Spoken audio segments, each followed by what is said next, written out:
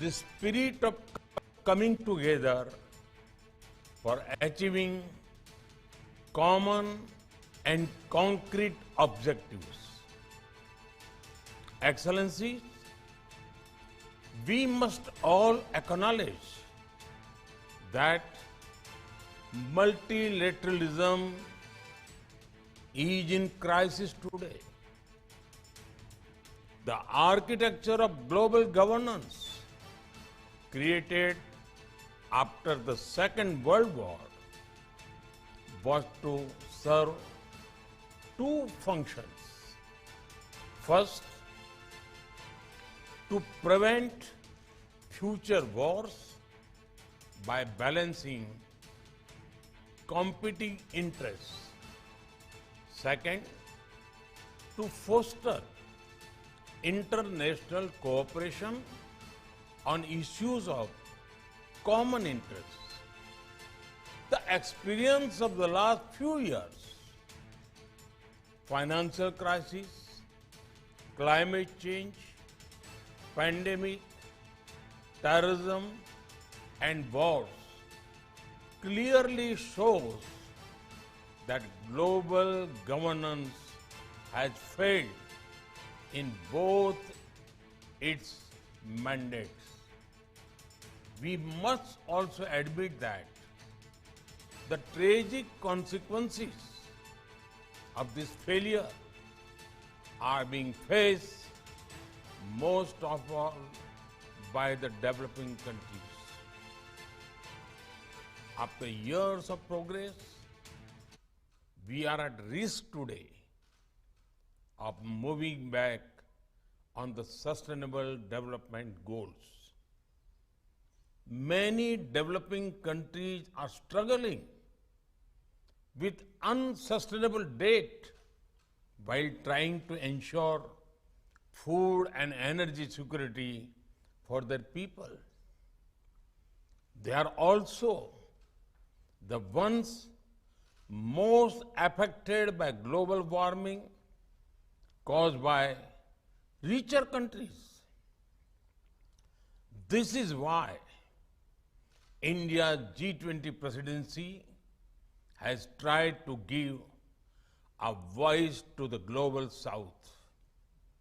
No group can claim global leadership without listening to those most affected by its decisions. Excellencies, you are meeting at a time of deep global divisions.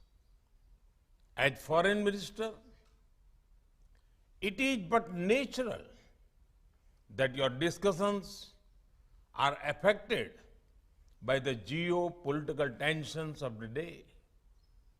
We all have our positions and our perspectives on how this tension should be resolved. However, as the leading economies of the world, we also have a responsibility toward those who are not in this room. The world looks upon the G20 to ease the challenges of growth, development, economic resilience, disaster resilience, financial stability, transnational crime, corruption, terrorism, and food and energy security. In all these areas, the G20 has capacity to build consensus and deliver concrete results. We should not allow issues that we cannot resolve together to come in the way of those we can. As you meet in the land of Gandhi and the Buddha, I pray that you will draw inspiration from India's civilizational ethos to focus not on what divides us, but on what unites us. Excellencies, in recent times, we have seen the most disastrous pandemic of a century. We have witnessed thousands of lives lost in natural disasters.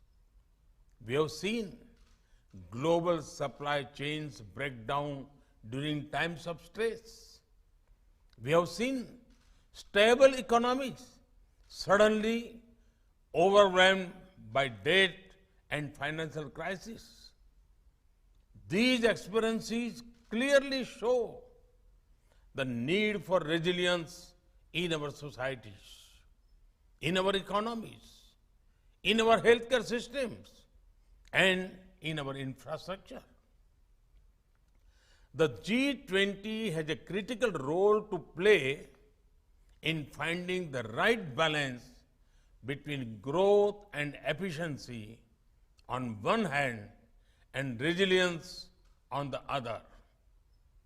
We can reach this balance more easily by working together. That is why your meeting is important. I have full trust in your collective wisdom and ability. I'm sure that today's meeting will be ambitious, inclusive, action-oriented, and will rise above differences. I thank you and wish you all the best for a productive meeting.